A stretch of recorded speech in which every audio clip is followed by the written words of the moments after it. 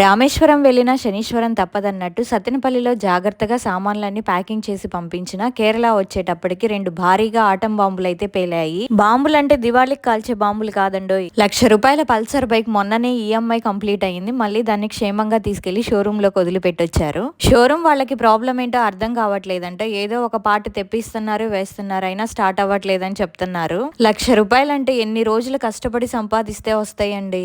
TV సంగతి అయితే అసలు చెప్పనక్కర్లేదు. అసలు ఆన్ కూడా అవ్వట్లేదు అది. వీటిని మళ్ళీ కొనాలంటే వీటి రేట్లు వేలల్లో ఉంటాయి. అవే ఏదైనా ప్రాబ్లం వచ్చి అమ్మాలంటే ఉల్లిపాయలోళ్ళు తప్ప ఎవ్వరూ దీన్ని కొనరు. ఇవి పాడైన సంగతి నాతో చెప్తే ఎక్కడ నాకు హార్ట్ అటాక్ వస్తుందో అని తీరిగ్గా ఇక్కడికి వచ్చిన తర్వాత చావు కబురు చల్లగా చెప్పినట్టు చెప్పారు. మేం షిఫ్ట్ అయితే మాకయ్యే ఎక్స్పెన్సెస్ అన్ని గవర్నమెంట్ ఇస్తుంది కరెక్టే, మరి ఈ పాడైపోయిన సామాన్లకు అయ్యే ఎక్స్పెన్సెస్ ఎవరిస్తారు? దీన్ని బట్టి నాకు అర్థమయ్యింది ఏంటంటే ఊరూరు తిరిగే వాళ్ళకి కాస్ట్లీ సామాన్లు అస్సలు ఉండకూడదు. ఈ విషయం నాకు అర్థమైనట్టు మా వారికి అర్థం కావట్లేదు ఎందుకో.